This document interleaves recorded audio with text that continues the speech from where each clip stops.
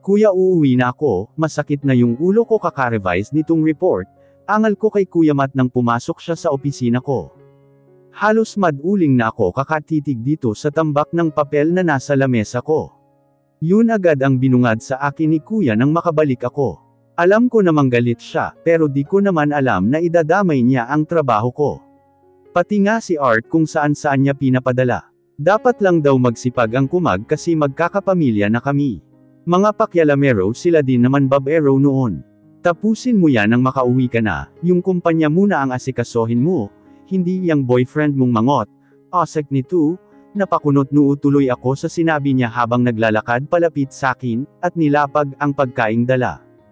Anong mangot? Laging nakasimangot. Di ba totoo naman? Napatawa ako sa sagot niyang iyon. Di ko nga alam kung anong nagustuhan mo dun. Noong nag-aaral kami para namang tingting na naglalakad yun. Akala ko nga noon mahirap sila at walang makain, patuloy nito na mas lalo kong ikinatawa. Kuya, you're so gay, naagawan ba kita ng best friend? Kung makaarte ka, akala mo naman jowa mo eh. Sorry na, tudyo ko dito pero binato niya lang ako ng mansanas na kinakain niya. Nagtagal pa doon si Kuya, pero puro pang-aasar at pagbabanto lang ang ginagawa niya sa akin. Pangit daw kasi ang boyfriend ko, at mangot samantalang best friend niya naman yun. Nakaramdam ako ng gutom, kaya naisipan ko munang lumabas at maghanap ng makakain. Busy ang lahat kaya ako na lang mismo ang bababa, nakakahiya rin naman sa sekretarya ni Kuya kung uutusan ko pa siya. Mabuti na lang at wala na masyadong tao, dahil lagpas na ang lunchtime magti-take out lang ako para makabalik ulit sa taas. Saktong pag-upo ko tumawag si Arthur, habang nag-aantay ako ng order ko.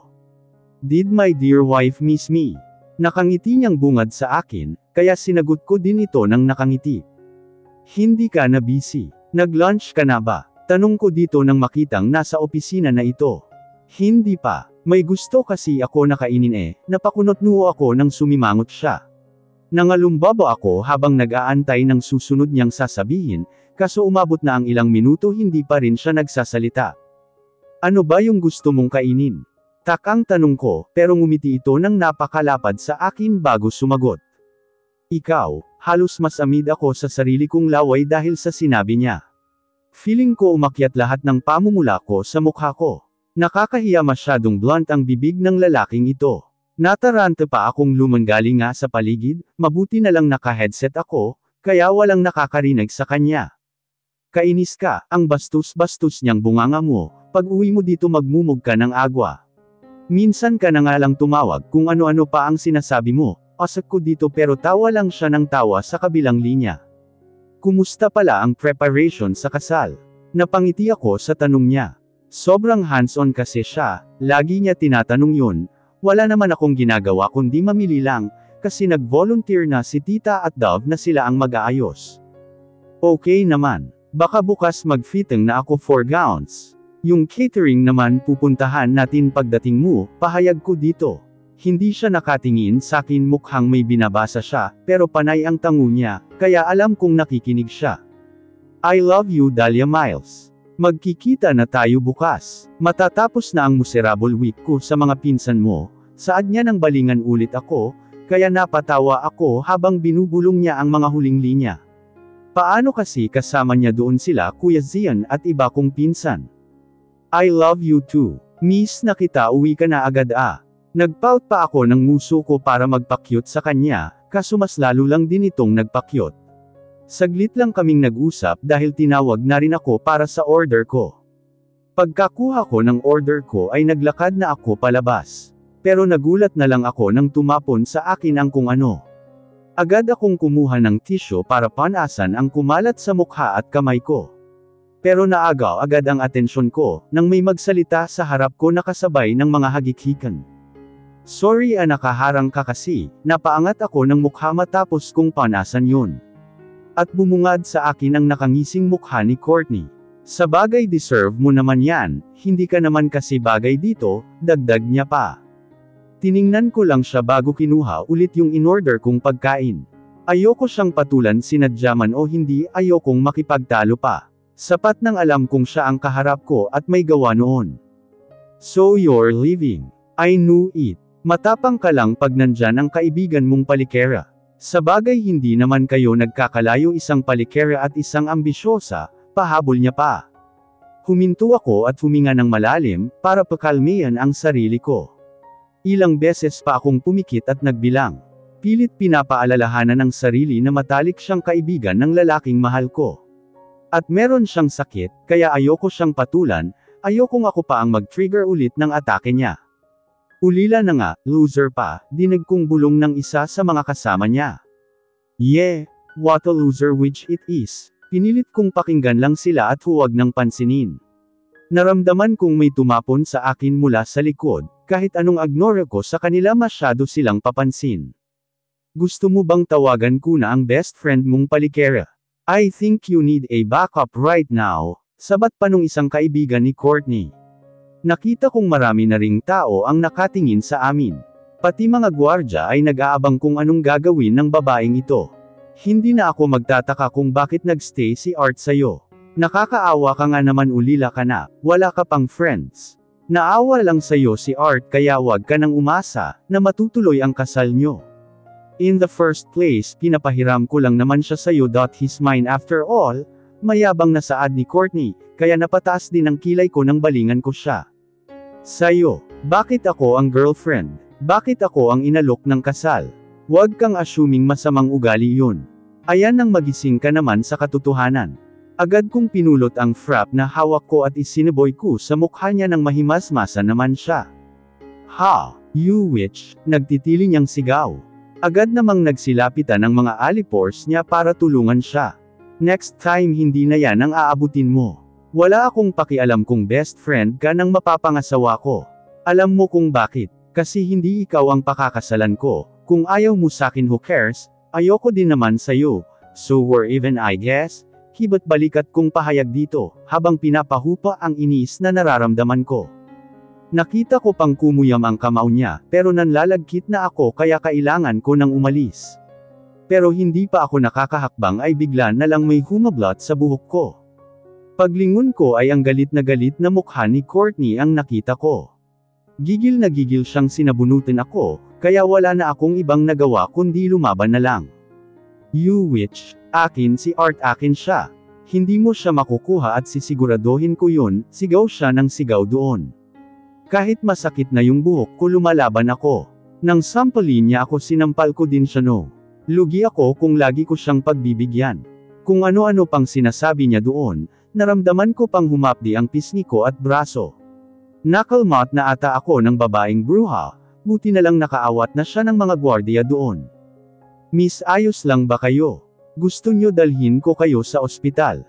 Lapit agad ni Kuya Dan. Pero tumanggi ako at inutusan na lang siyang bilhan ako ng masusuot. Bumalik na lang ako sa opisina, nagulat pa si Kuya nang mabutan ang itsura ko. Mag-file daw ako ng TRO for Courtney para hindi na makalapit. Ayoko naman, normal lang naman na magalit siya lalo na sa kondisyon niya. Kaya ayoko na lang din palakihin, tama na yung nag-aaway kami, ayoko na ng legalities involved. Hey, nagulat ako nang lingunin ang bisita ko na may bit-bit na donut. Hey you too, I miss you, sabi ko dito. Nakangiti itong lumapit sa lamesa ko bago humalik sa pisngi ko. Naistorbo ba kita? Kararating lang namin kanina eh. Mamaya nandito na rin yung mga mock-ong na yun, nakangiting kwento ni Storm. May tour kasi yung banda nila kaya abalang-abala sila. Ayos lang. Salamat dito, pero ilang buwan kang wala, ito lang dala mo. Nakangisi kong tanong sa kanya. Kahit bihira kami magkita, madalas naman kaming magka-chat. Pero pag wala o hindi ko lang kasama si Arthur. Nagseselos kasi yung girang, masyado ko daw pinapansin si Storm. Binasted ko na nga daw dapat hindi na kami close. Hitid ng utak diba? Minsan sarap batasin ng ulo, masyadong clingy. Sigurado ka na ba sa kanya? Kagaya niya nakikiagaw sa atensyon niya yung Courtney. Tapos sa sitwasyon niya imposible naman na hindi pansinin ni Art yun. Alam niya na bang ganyan yung ginawa sa'yo ng babaeng yun? Nakabusangot niyang tanong. Naabutan niya kasi si Kuya Dan na inaabot sakin ang pamalit ko. Kinuwento ko na lang kasi hindi rin naman siya titigil kung hindi ko ikwento. Tapos ang loko sinabi din kay Dove, kaya ayun yung babae hindi ako tinigilan kakatawag. Ayos lang. Actually, ginawa ko rin naman yung ginawa niya, hindi rin naman ako papayag na hindi ako makaganti. Ayoko na lang palalin. Kasi she still needs someone to rely on, at alam kong si Arthur yun. Dito lang ako pero may puso pa din naman ako, alam ko ang sitwasyon niya, ramdam ko ang mawala ng isang taong pinagkakatiwalaan mo ng lahat, tipid kong ngiti dito kaya napailing na lang ito. Tanda na hindi niya gusto ang desisyon ko. Dahlia baby, I'm back, high pitch pang bungad ni North. Natatawa na lang kami sa kanya, nang parang bata itong nagtatakbo papunta sa akin at yamakap. Daig ko pa may anak kung makaarte ka no. Ikaw ba ang jowa ko, napakamot naman ito sa ulo, kaya natawa kaming lahat. Isa-isa lang silang humulik sa pisngi ko, at yumayakap na din. Lugi daw sila kung si North lang ang gagawa nun. Kahit inis na si Storm kakasaway sa kanila, siya nga daw halik lang sa pisngi sila may pagyakap pa daw. Lumayo ako sa kanila nang biglang tumawag si Arthur. Hindi ko dapat sasagutin, kaso hindi rin naman siya tumigil kakatawag. Nagkatinginan pa nga kami ng mga kasama ko, nang makita kong sino ang tumatawag. Sagutin muna, mas lalo yang mag-aalala baka mamaya kung ano-ano na ang iniisip niyan, utos pa ni Storm kaya ito ako ngayon. Love, malungkot na bungad niya. Alam kong yung kaibigan niya din ang iniisip niya at ayoko nang dagdagan pa yun. Hey, what's wrong? Nandito yung apat, wanna talk to them. As if we're friends, ayos ka lang ba? Tinawagan ako ni Kuya Dan. Maybe we need to file a TRO para hindi na siya makalapit sa'yo. Nag-aalala ako lalo na lagi akong wala sa tabi mo.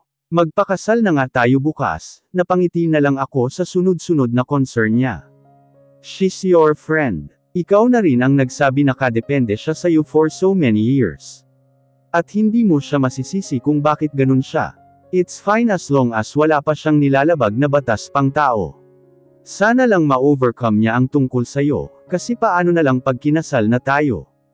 I can't share you anymore with her. Yun ang totoo, natatakot din ako. Natatakot akong baka isang araw si Courtney ang piliin niya kesa sakin.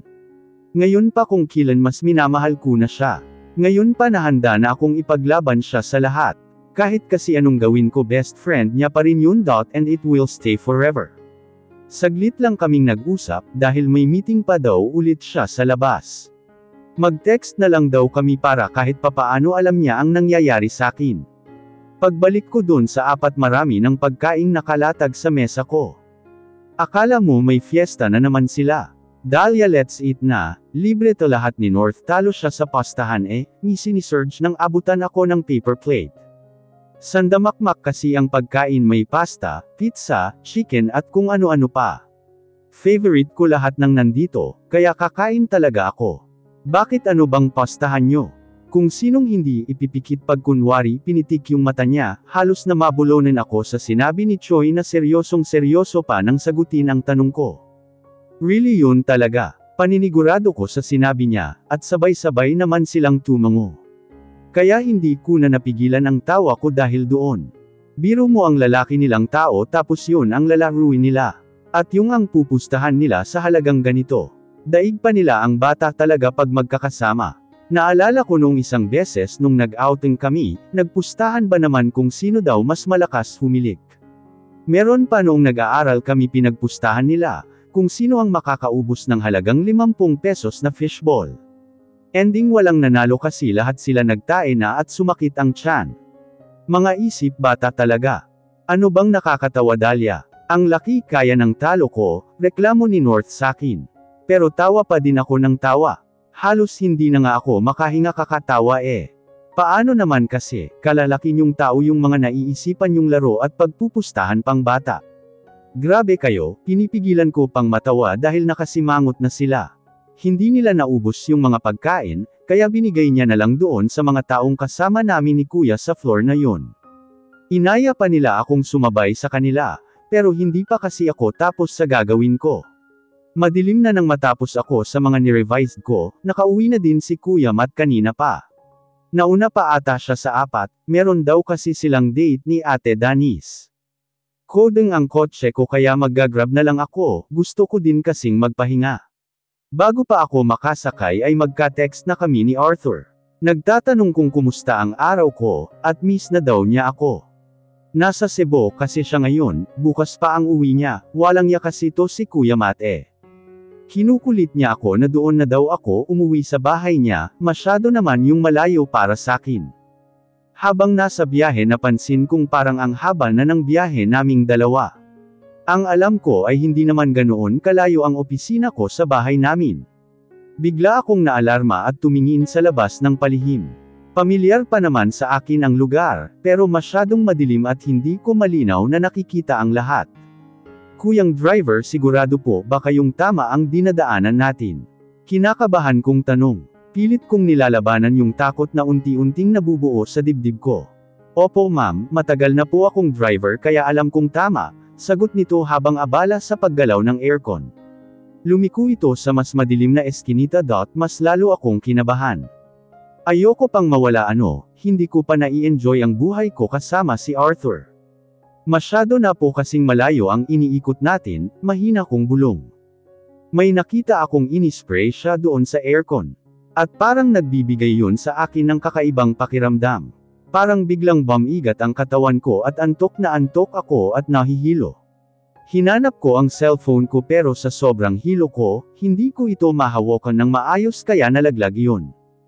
Oh God help me. Dasal ako ng dasal kahit nagdidilim na ang paningin ko. Nakita ko pa siyang nakangising bumaling sa akin, bago ako nawalan ng malay. Naramdaman kong may humahalik at humahaplos sa katawan ko nang muli akong magising. Gusto ko siyang patigilan, gusto ko siyang labanan, pero parang walang lakas na naiwan sa akin para magawa ko iyon. Naramdaman kong pinunit niya ang suot ko. Tanging mga mumunting ingay na hindi ko pa mabuo, at may lakas dahil sa sobrang panghihina, nagising akong masakit ang ulo at parang nanghihina ang buong katawan ko. Bigla akong napabangon nang maalala ko ang huling nangyari, bago ako mawalan ng malay. Tiningnan ko ang katawan ko, napahinga ako ng malalim bago tingnan ang ilalim ng katawan ko. I'm in a shirt. Iyon ang naisip ko nang makita ang itsura ko. Nakasuot na ako ng shirt at hindi ko alam kung nasaan ako. Hindi rin pamilyar sa akin ang kwartong kinalalagyan ko. Ora mismo nag-iiyak ako doon, na para akong inagawa ng kung ano. Hindi ako umiiyak para sa sarili ko, naiiyak ako kasi hindi na ako malinis para kay Arthur. I wanted to be the best for him, kahit alam kong mahirap. Miss, ayos ka lang. Kung makaiyak ka naman wagas, napaangat ako sa nagsalita. Hinanap ko siya pero wala naman akong makita. Maya-maya bigla siyang lumabas na di ko alam kung saan. Halos malaglag ang pangako dahil sa itsura niyang basang-basa pa ng tubig, at nakabalot pa ng towel ang katawan. Sa itsura imposibleng walang nangyari sa amin. At sa itsura ko imposible ding natulog lang ako dito. Dahil base sa huli kong naalala hindi ako safe. Walang yaka, maniokis ka. Rapist, napakasama mo. Wala kang puso, naghuhurumantado kong sigaw nang makalapit ako sa kanya. Ano ba miss, nababaliw ka na ba? Nanaginip ka pa ata saad niya habang umiilag at sumasangga sa lahat ng hampas ko dito. Hindi ko na alintana ang itsura naming dalawa. Basta galit ako sa kanya, napakawala niyang puso. Napakasama mo, paano mo naatim na gawin yun sa babaeng walang laban? Ididemanda kita, sisiguruhin kong mabubulok ka na sa kulungan. Umiiyak ko ng sigaw dito. Hanggang sa naramdaman kong inupo niya ako sa kama nang mapagod ako kakasuntok sa kanya. Mahinahon ka na ba? Kasi matino naman ako sa pagkakaalam ko, at hindi ako pumapatol sa kung sino-sino lang mataas kaya ang standard ko, napataas ang kilay ko sa sinabi niya. Joke. Anyway, magbihis ka na. Nasa walk-in closet na yung damit mo na pinabili ko. You can change, so we can talk about what happened to you. Seryoso nitong saad bago ako tinalikuran at lumabas ng kwarto. Hindi ko alam kung anong nangyayari o kung mangyayari. Dahil hindi ko na alam kung may mukha pa akong ihaharap kay Arthur after this. Pagpasok ko sa walk-in closet, meron na dong dress na sukat lang naman sa akin. At pati mga undergarments ay kompleto. Naligo ako at agad inayos ang sarili ko. Pinapakiramdaman ko ang katawan ko, parang wala namang masakit. Tanging ngalay o pagod lang, kahit ang ko hindi naman masakit. Di gaya pag may nangyayari sa amin ni Arthur. Kumain ka muna bago kita ihatid sa inyo. Yung mga gamit mo, bag mo lang ang nakita namin. Yung phone mo hingi na namin mahanap tinapon ata, bungad niya ng makababa ako galing doon sa kwarto sa itaas. Pasimpleng nilibot ng mata ko ang lugar na iyon. Kondo iyon pero mukhang hindi studio type dahil masyadong malaki. May nangyari ba sa atin? Diretsa kong tanong nang makalapit ako dito. Parang hindi ko na nga naintindihan ang paliwanag niya sa akin. Basta gusto ko lang malaman kung ano ang totoo. Halos mabulunan siya sa tanong ko, kaya agad ko siyang binigyan ng tubig. Wala, taas ng pangarap mo ah. Kaya ba nag-iiyak ka kanina?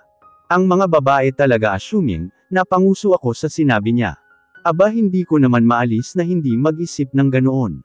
Pareho kaming nakahubad ay siya lang pala, pero iba na kasi ang itsura ko.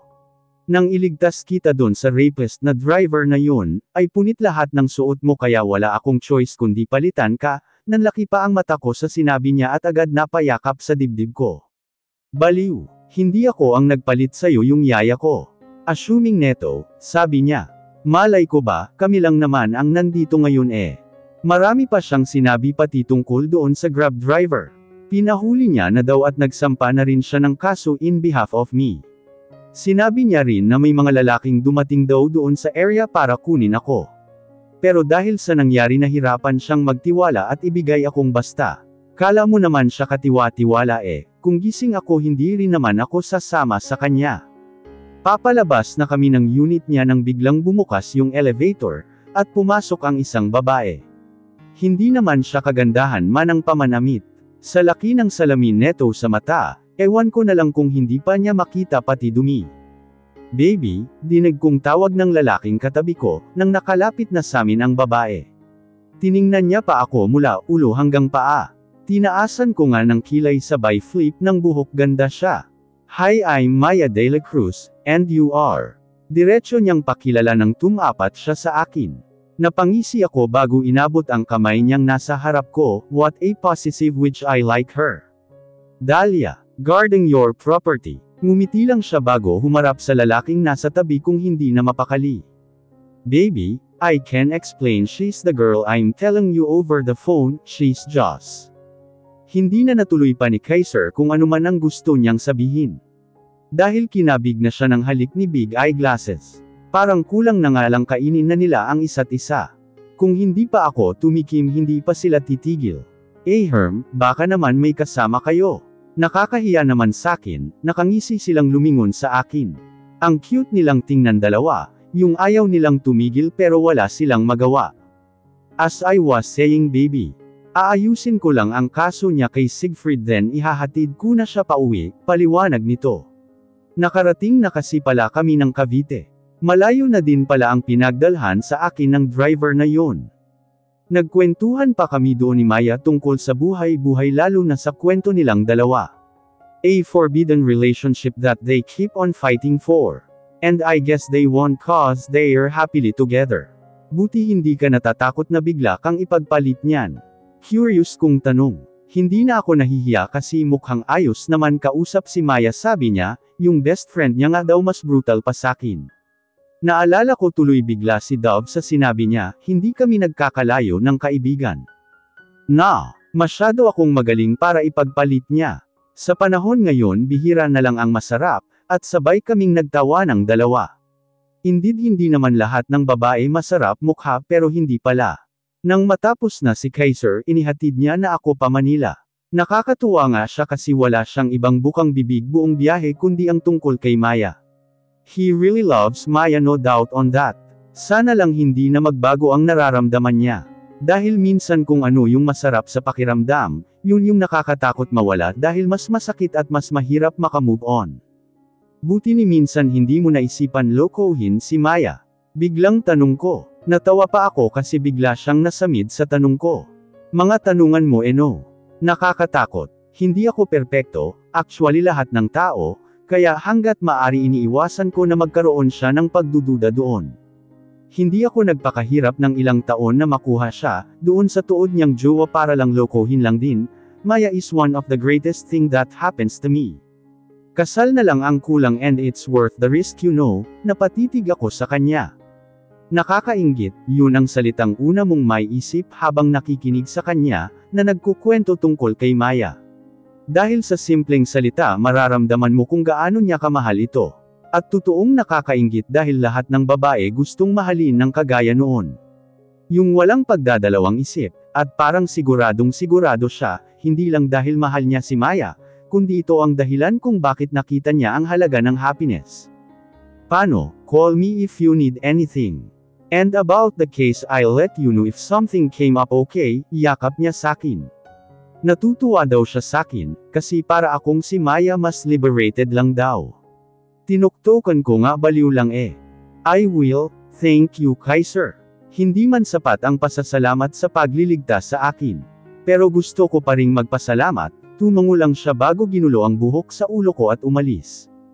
Nakatitig lang ako sa kotse niya, habang nakatayo doon. Di ko mapigil ang hindi mangiti lalo na pag naaalala ko sila ni Maya. Sana mahanap nila ang happiness nila, at hindi na sila pahirapan. Masyadong marami na silang isinugal, para makuha ang meron sila ngayon. Sana maging sapat na iyon para hayaan silang maging masaya. Papasok na ako ng gate nang biglang umilo ang kotse, nasa kabilang kalsada. Nagulat pa ako nang makitang bumaba doon si Arthur. Nakauwi na pala siya, sabagay wala nga pala akong phone. Lalapit na sana ako sa kanya, pero bigla akong napahinto nang makita ang itsura niya. Kunot na kunot ang noo nito, at mukhang galit siya. Hindi ko alam pero bigla akong napaatras. Arthur, yun ang una kong nasabi nang makalapit na siya sa akin. Agad niyang hinaglit ang braso ko. Aray, ano ba? Anong problema mo? Asak ko nang hilahin ko ang braso kung hawak niya. Pero mas lalong dumilim ang anyo niya dahil sa ginawa ko.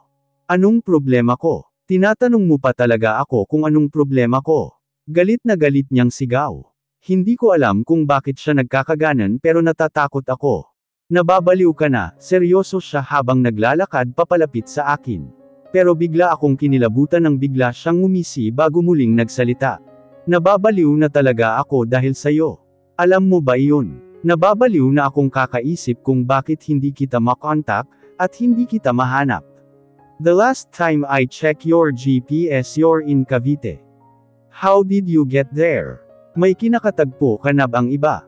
Hindi niya na natapos pa ang kung anuman yung sasabihin niya, dahil sinapok ko na siya. Ang kapal ng mukha niyang sumbatan ako, porket hindi niya lang ako makontak, sira ba siya, ako pa talaga ang pinagbintangan niya. Ang kapal ng mukha mong matanda ka. Hoy, para sabihin ko sa'yo, hindi ako kasing kati mo. At kung manlalaki man ako sisiguruhin kong higit sa'yo. Makabintang kawagas, tanungin mo muna sa bantay mo, kung anong nangyari sa'kin. Ina neto ipabaril kita kay Cormac dyan nang makita mo. Inis na inis kong sigaw sa kanya, nanlalaki pa ang mata niya sa gulat. Wala akong pakialam kung marinig kami ng kapitbahay, kainis siya matapos ang nangyari sa'kin, ako pa ang pag-iisipan niya ng kung ano-ano. Love, sino na naman yun love? Namo ngayon para kang aso dyan. Umuwi ka na bago ko tawagin sila kuya. Matulog ka na nang mahimazmasan ka. Baka pag ako hindi nakapagpigil wasakin ko yang kinabukasan mo, bad trip kong bulyo sa kanya. Binalibag ko pa ang gate namin, bahala sila sa buhay nila. Damay-damay na to, hindi sila pwedeng exempted. Pagkapasok ko sa bahay nakita ko pang pupungas-pungas sila Tita Esperanza na bumaba ng hagdan. Maya-maya ay kasunod niya na rin si Tito Will. Samantalang si Kuya Matt ay nagmamadali pang magsuot ng boxer niya. Kakauwi mo lang. Ano yung maingay? Takang tanong ni Tita nang humulik ako sa pisngi niya. Lahat sila nakatingin sa akin na para bang nag-aantay ng magandang balita. Ay yung bagong lipat ata. Nag-aaway ata na huli kasing nambabae yung lalaki, simpleng sagot ko. Kaya pala nagmumurahan ano. Grabe naman talaga ang panahon ngayon, napapailing pang sabi ni Tita Esperanza. Nakasimangot namang bumaling sakin si Kuya Matt pero nginitian ko lang. Siya matulog na tayo. Ikaw magpahinga ka na din. Lagi ka na lang wala dito sa bahay ah. Sabat pa ni Tito Will. Kaya isa-isa na rin kaming pumasok sa kanya-kanyang kwarto. Pagdating ko doon ay isa-isa kong hinubad ang damit ko at dumiretso sa banyo. Sobrang pagod na pagod ang katawang lupa ko. Dagdag pa yung matandang menopause na yun. Sumasakit lalo tuloy ang ulo ko. Ilang minuto akong nagbabad sa bathtub, bago nagpas siyang umahan. Nakakaramdam na rin kasi ako ng antok. Mabuti na lang sira ang telepono ko, kaya hindi niya ako matawagan. Kinuha ko lang ang towel na nakasabi doon para punasan ang katawan ko. Yung isa naman ay binalot ko lang sa buhok ko, bago naglakad ng nakahubad palabas. Nakalimutan kong maglabas ng susuotin ko. Pero paglabas ko ng banyo, halos mapasigaw ako sa sobrang gulat nang makita ang lalaking nakaupo sa kama ko. Nagmamadali pa akong tumakbo papunta sa walk-in closet ko, para makapagbihis. Pero mabait si God dahil isang hakbang pala nadulas na ako. Mabuti na lang maagap ang walang hiya at nasalo ako. Careful love, bulong niya nang masalo ako. Gusto ko siyang yakapin sa sobrang pagkamiss ko sa kanya. Pero mas nakakainit ng ulo ang mga sinabi niya kanina, kaya hindi na lang. Agad ko siyang tinulak palayo sa akin nang makatayo ako. At nagmamadaling magbihis, nanunuot na din kasi ang lamig ng aircon. Hindi ba sinabi ko sa'yong umuwi ka na? Nagawa mo pa talagang mag-trespass. Nakaupo pa rin siya doon at mukhang maamong tupa. Minsan talaga gusto ko nang magpaputok ng makaisa ako sa geraang na ito. Love, sorry na nag-alala lang naman ako sa'yo. Hindi pa kita mock-contact, tapos ganun yung bubungad sa akin. Kainis ka, uso magtanong at hindi init ng ulo ang paiiralan. Akala ko ba matututo ka ng makinig? Mabuti na lang nung nabaliw ka wala na si Kaiser, kundi nakakahiya naman sa kanya, kunot noong osek ko dito. Para siyang batang sumimangot sa harap ko, habang pinaglalaroan ang mga daliri niya. Yan, ang dami mo na namang pangalan ng lalaking binabanggit. Nakakasama na talaga ng loob, nagagawa mo pa yan sa harap ko. Minsan iniisip ko na talaga kung mahal, aray naman love. Huwag kang umarte ng ganyan sa harap ko, hindi na unan ang tatama sa'yo. Umuwi ka na, gusto ko nang magpahinga. Bukas na tayo magkita. Nasa harap lang ako ng salamin at nagboblower ng buhok. Ayoko siyang lapitan, naiinis pa din ako sa kanya. Pagod din ako love, gusto lang kitang makasama. I just wanted to rest beside you. Pahina na ng pahina ang boses niya. Akala ko umalis na siya, pero paglingon ko ay mahimbing nang natutulog sa kama ko. Kahit naiinis ako sa kanya, naawa pa din naman ako. Dumagaw pala yung labi niyang sinapak ko. Nakakainis kasi siya mapang bintang. Kinumoten ko siya bago naupo sa tabi niya. Siguro sobrang pinahirapan siya doon ni Kuya Zian, kasi namayat siya at ang laki ng eyebag niya. Humiga lang ako sa tabi niya, bago siniksik ang katawan ko sa kanya. Namiss ko tang matandang ito, kahit hindi ko alam kung saan galing ang pagseselos niya. Hindi ko na namalayang nakatulog na ako, habang nakasiksik sa kanya. Nagising ako sa malalakas na katok na nagmumula sa labas ng kwarto ko.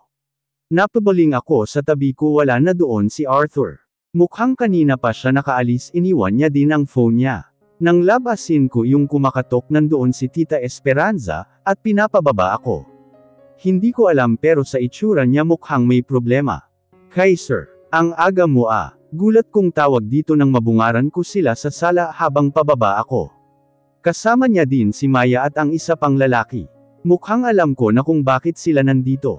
Good morning Dahlia. Masyadong maaga ang balita namin, pero mahirap kasi kung tatagal pa ito, lalong kumunot ang noo ko sa sinabi niya. Pinaupo ko lang sila, at biglang tumabi na rin sa akin si Kuya Matt.